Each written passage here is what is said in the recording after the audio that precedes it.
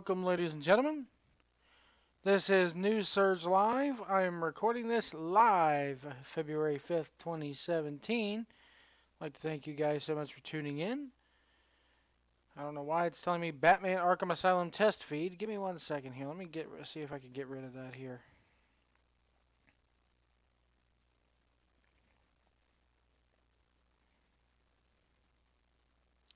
But anyway, this is a live podcast here, and I can tell you guys, I did not record a show last week just because there was so much stuff going on. I mean, so much stuff going on here.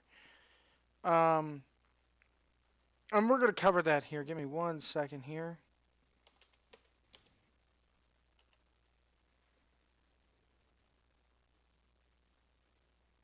February 5th. Sorry, guys. I'm just trying to get this. I should have had this done before I even came on the air here. But anyway, I'd like to thank you guys so much for tuning in and listening with me today. Last weekend, I went down to Gibsonville, North Carolina. Got to see the Hardy Boys wrestle in a pretty much a triple threat tag match. Very short, sweet, to the point. They let the other teams do most of the work, to be honest. Um, and they pretty much, the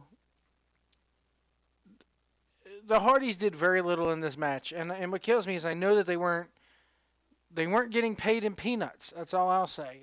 To the fact that they did not even give me a. Usually, what happens is that the people at CWF cut me a discount for my son's ticket. They have the child's ticket. Well, this time they didn't do that, and I guess it's because they got to pay him somehow. So which was cool. I don't mind that in the slightest. Um, so and they packed the place too. It was about the same amount of people. Actually, I think Battlecade may have had more, or maybe even it looked like more because what they did was that they knocked out one of the walls in the sportatorium as far as one of the curtains go and extended the seating back.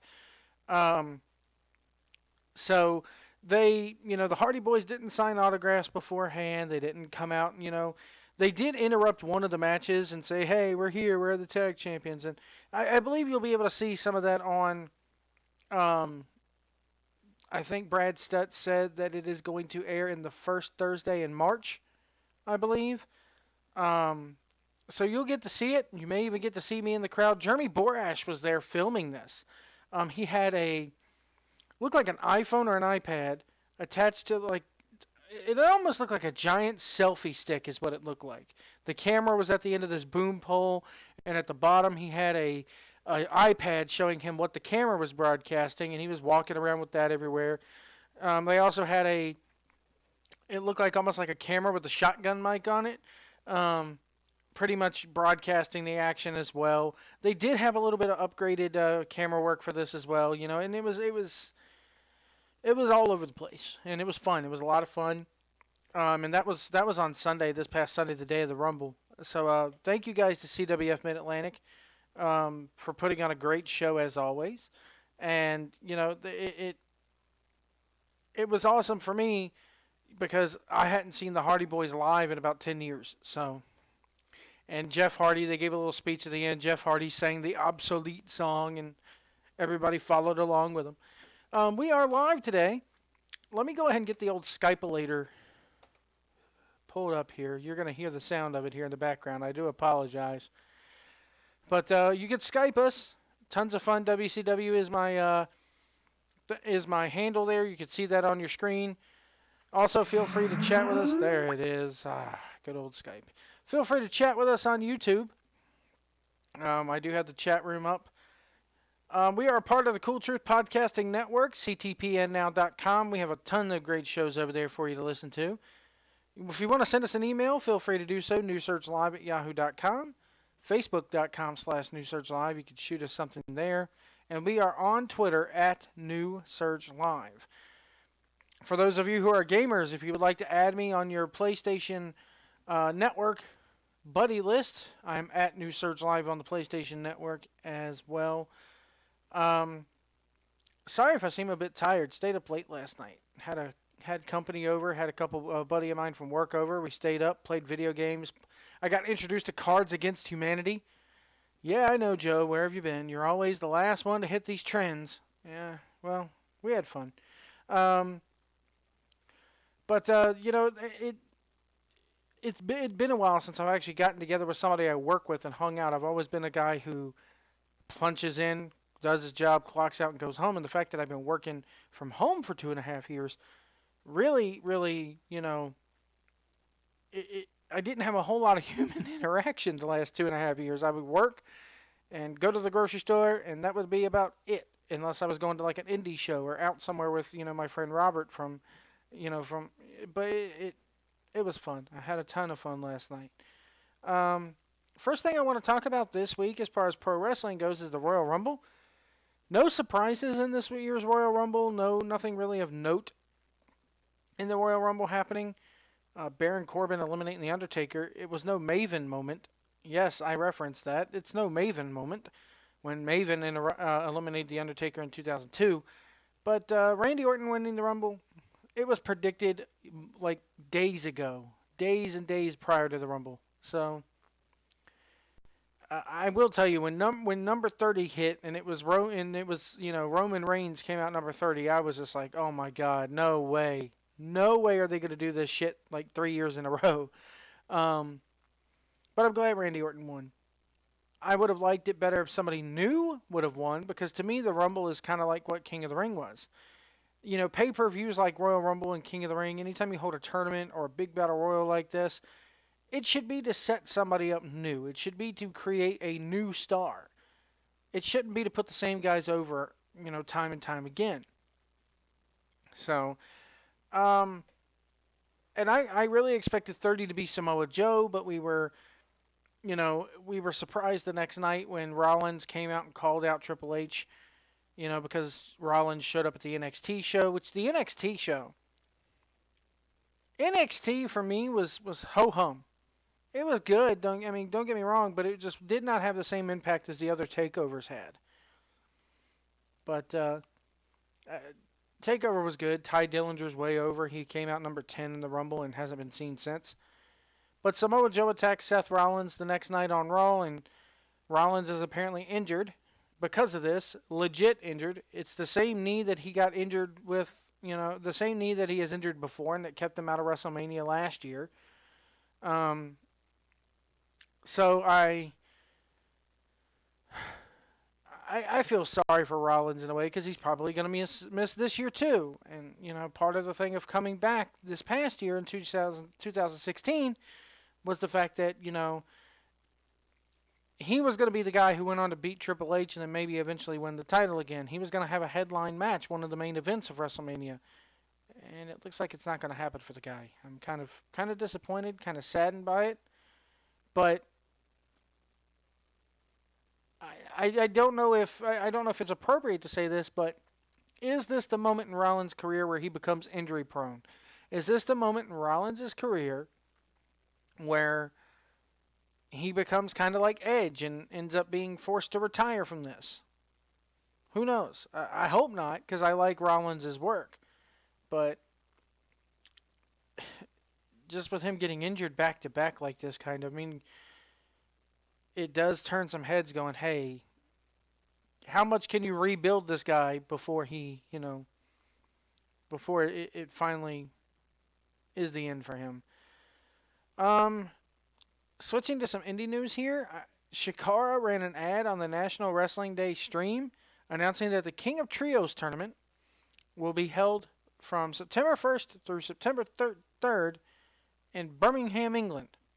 So the King of Trios tournament, which is a six-man tag team tournament, is going to be held in Birmingham, England on September 1st through the 3rd. Uh, this is just further saturating the UK. The bubble's got to burst there eventually. It's going to get to a point where everybody. Bruce Pritchard mentioned this on one of his podcasts about how he wanted the TNA to just tape TV over there, you know, for about 6 months and just give the USA a cool down period. I think that would have been too much because I look at this UK scene and I'm like, the UK is England especially is a very kind of small place when you think about it. And how many wrestling events over there run on any given weekend? You have Five Star Wrestling just did that thing on Spike, and the WWE is pretty much going to take over the place soon. You got What Culture planning this super long tournament here that is going to, be like over 10 days and include 60 competitors, and they're going to, dwindle it down. And it's just oversaturating the market to the point where eventually it's not going to matter much. Eventually the bubble's going to burst and people are not going to give a crap anymore. Um, I want to switch to something that's kind of wrestling based. I watched the ESPN 30 for 30 documentary this week on the XFL, and I liked it. I really did like it. I'm going to give a shout out to the guys over at MLW Radio because they're tearing it up as far as podcast goes. I don't listen to my radio. I can't remember the last time I listened to my radio in my car because I've been enamored with this Bruce Pritchard podcast, and it's called Something to Wrestle with Bruce Pritchard, and it's very, very good. I like it. Bruce was one of Vince McMahon's right hand man for years, for decades. So to hear things kind of from the inside there on certain things, such as the NWO coming in and TNA, because he did do some time in TNA, and then talking about Kurt Angle, the $1 Million Man, and shooting those vignettes back in the day. But next week they're going to cover the XFL because, according to Bruce, there's a lot of things that they got wrong in this documentary. But I enjoyed the documentary overall, the 30 for 30 documentary. It reminded me of how much fun the XFL could have been. I'll be honest with you. I'm not a football fan, but when I saw the XFL, I was like, I'll watch it. And I did watch that first season. And once you got past that first game, that opening game, the football got better as the season went on. The sad part was about the XFL is as the football got better, Vince McMahon's influence became greater, and therefore they tried to turn football into sports entertainment with the cheerleaders' locker room bit and everything like that, and it just got to the point where it was like that trumped the good football aspect of things. So if you haven't seen that 30 for 30 documentary, go out of your way to watch it. It'll give you a good laugh in some spots. It'll make you shake your head going, why the hell would they do this? So it's a very, very it's very good. It's done by Dick Ebersol's son, so to say that it's not jaded is would be a very, very very much a lie because it is a jaded thing. It is done from an Ebersol's standpoint, if you will. But it to me it doesn't really give the other side of things, like a fan's point of view of the network at all, or a fan's point of view of the league at all. Um, I did like the story about how, in the second week they were going up against Saturday Night Live or getting ready to be the bumper for Saturday Night Live, and all of a sudden the power went out, and then somebody had an injury and it delayed the game. And it's like, that's why traditional football doesn't really get, you look on your guide and it blocks out a 3 hour slot for that game. But if the game does go over, 3 hours, it's not the end of the world for Fox. It's not the end of the world for NBC now because they plan accordingly. There's some nights on Sundays where you don't get your 11 o'clock news because the game is still ongoing. And the fact that Saturday Night Live could not be delayed back then and it had Jennifer Lopez on it was a big deal. So it just, I for the life of me cannot get why, hey, the football game is ruining Saturday Night Live. They're going to go to bed or change the channel or whatever. Today you wouldn't probably see that because you have DVRs and whatnot. I know it's kind of hard to record something when, hey, you set it to record Saturday Night Live, you turn on the recording the next day and it's the end of a football game. But I don't think they would go that crazy over it in 2017. And it's funny how at the end of the documentary, the ending part of the documentary is Dick Ebersol and Vince McMahon sitting down to dinner going, do you want to try it again? And McMahon is like, yeah, I got another scheme in me pretty much. It's like one harebrained scheme didn't work, but I got a million more of them in the pocket, and we'll see where it goes from there. The one thing that I noticed is how much Vince McMahon and Dick Ebersol aged over the last let's see, that was 2002, 2001. So about maybe 6 years, 16 years since that aired. Good Lord, I feel old now. Man. But again, thank you guys for tuning in. This is the New Surge Live broadcast for February 5th. I believe it is the 5th. Yes, it's the 5th. Oh, man. That's what happens when you stay up late and you're an old man. Again, we're part of the Cool Truth Podcasting Network, as you can see right there. Cool Truth Podcasting Network. And feel free to check out ctpnnow.com. You'll find stuff over there such as Blading for Truth, Cool Down with AC. They do a combined show together called The Cool Truth, which is why the podcast, which is where the network got its name from. You'll find this show, New Surge Live, right there. Thank you guys for so much for clicking and downloading and listening. Again, follow us on Twitter at New Surge Live, Facebook.com/New Surge Live. And if you want to send us an email, it's newsurgelive@yahoo.com.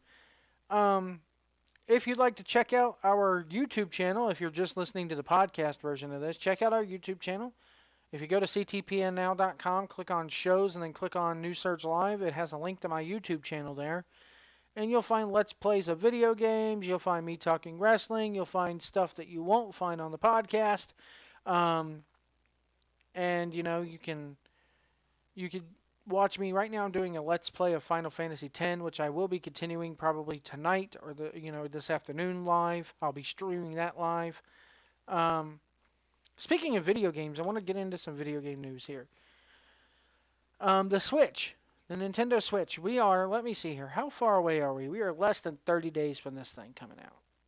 We are 1, 2, 3, 4, 5, 6, 7, 8, 9, 10, 11, 12, 13, 14, 15, 16, 17, 18, 21, 2, 3, 4, 5, 26 days away from this Switch coming out.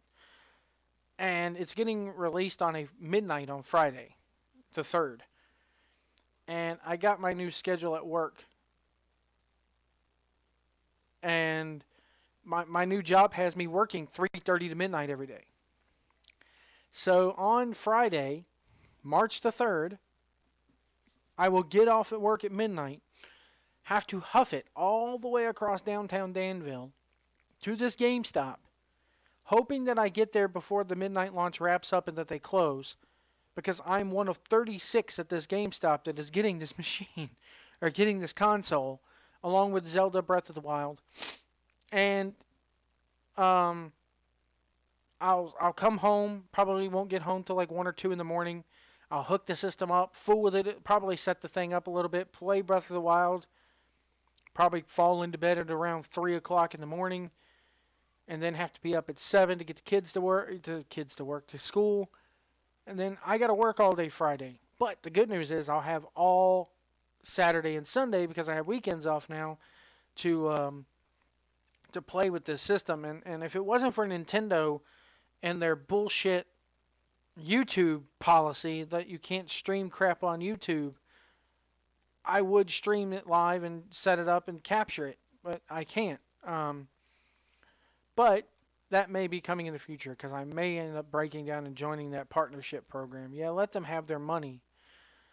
If I was doing this for money, I wouldn't be doing it, because I really don't make a dime off this show yet. So, but that's my plan for the Switch launch. I'm really looking forward to it. It's weird how,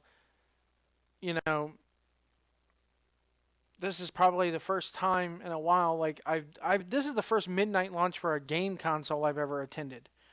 I've always gotten my PlayStation 4 I bought a year after it came out, because I really usually do not buy day one stuff. Except for video games, and 9 times out of 10, you're going to have a big old patch to download anyway. But system-wise, there's always bugs, there are always a few kinks they have to work out, and either they release an updated version of the system, or they'll release a huge update for the said system online. So I'm taking a gamble with this, in my opinion. I'm going to go ahead and buy this on day one, see what happens with it, and hope for the best. I'm only getting Breath of the Wild. I'm not getting any other controllers with this thing. I'm not getting any other, I'm not getting a Pro controller. I'm not getting any other video games, because Breath of the Wild right now, maybe Bomberman, but other than Breath of the Wild, or there are no other real games that interest me as far as his launch lineup. Um, I will say that there are games for the Switch coming out that like Super Mario Odyssey and everything, and Mario Kart even.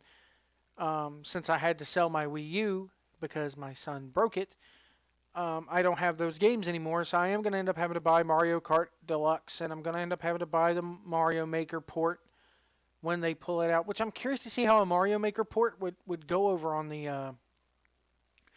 the Switch because you don't have that dual screen capability.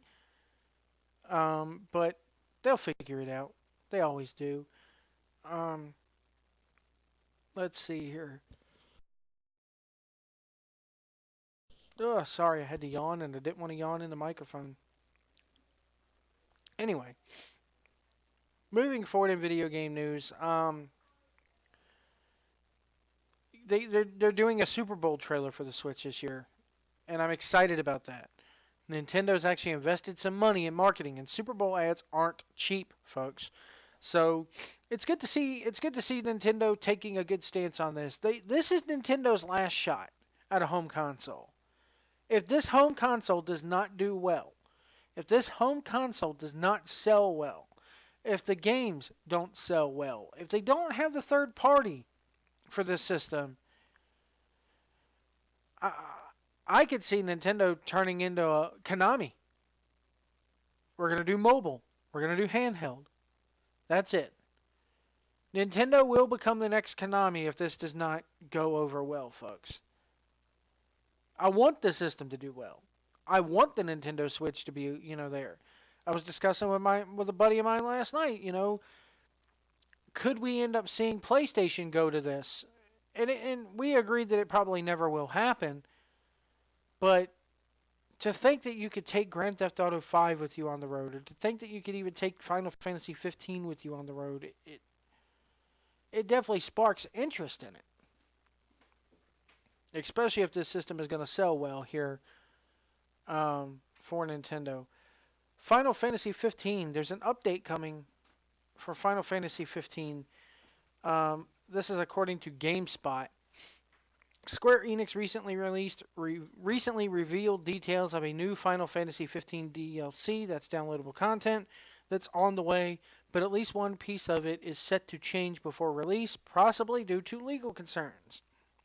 Earlier this week, Square Enix announced the booster pack for Final Fantasy 15, slating it for a release on February 21st. Among its contents is the Magitique Exosuit, a new set of outfits for your party that provide an advantage and an exhilarating experience during battles. The specifics of exactly what they do was not shared, but that is not what was most notable about them. Many couldn't help but notice the strong resemblance to the outfits worn by the Power Rangers in the upcoming reboot movie. I'm going to put this up here for you. I'm going to see if I can here on the video version. If not, go to GameSpot and look it up. I'm going to see if I could go ahead and put this up here. And we'll add a window capture here. I do apologize here. Okay, so this right here is the GameSpot article. Close a couple of these here. So this is the GameSpot article here. Let me even make it full screen. This is what these suits are supposed to look like. You got Prompto, Ignis, you got Gladio, and you got Noctis here. Noctis, of course, being the Red Ranger. These are the suits being worn for the upcoming Power Ranger movie.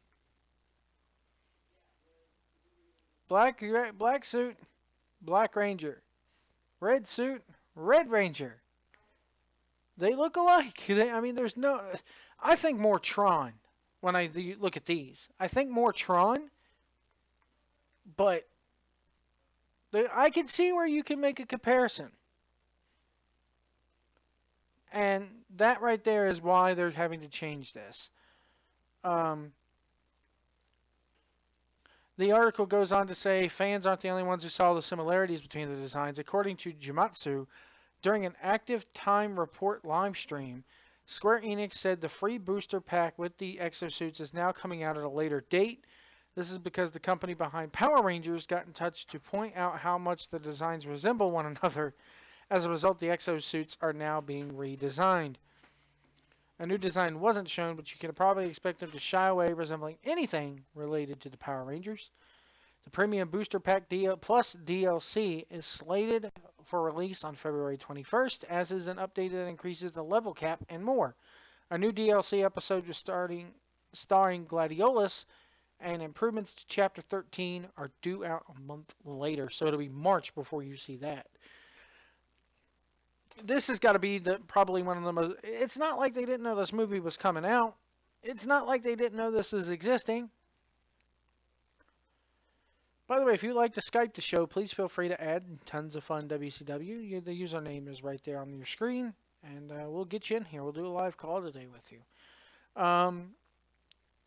This has got to be one of the most bonehead moves. As if this game didn't have a number of bonehead moves already.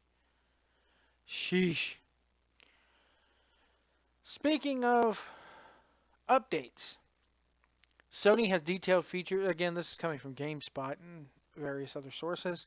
Sony has detailed the features coming in the PlayStation 4's next firmware update, which is codenamed Sasuke or Sasuke. I don't know. I'm not Japanese, folks. Update 4.50 will introduce external hard drive support. Yay! Allowing storage that supports USB 3.0 to be recognized by the console. According to the official PlayStation blog, hard drives of up to 8 terabytes, I'll say that again, 8 terabytes are compatible. Do they even make 8 terabyte hard drives? You'll also be able to download and install directly to them. Yay! This is what we wanted all along. You're finally learning something, PlayStation. Yay! Custom wallpapers will also be added as part of the update, so you can set your favorite in-game screenshot as the background image for your PS4's home screen. Yay! Effects such as drop shadows on text and dimmed function area will, quote, help keep the system icons and text on the home screen clearly visible, even if the background image you select is super bright. I like that. Screenshots can be edited in the Share Factory to be further customized. Good job, PlayStation. The quick menu is also, which is accessed by holding down the PS button on the PS4's controller, will also be refreshed to, quote unquote, make it even more accessible. It will cover less of the gameplay screen and give players quicker access to party features. The notification list has been simplified. It is now a single list that surfaces information on game alerts, downloads, uploads. Additionally, the ability to post directly into the activity feed has also been added.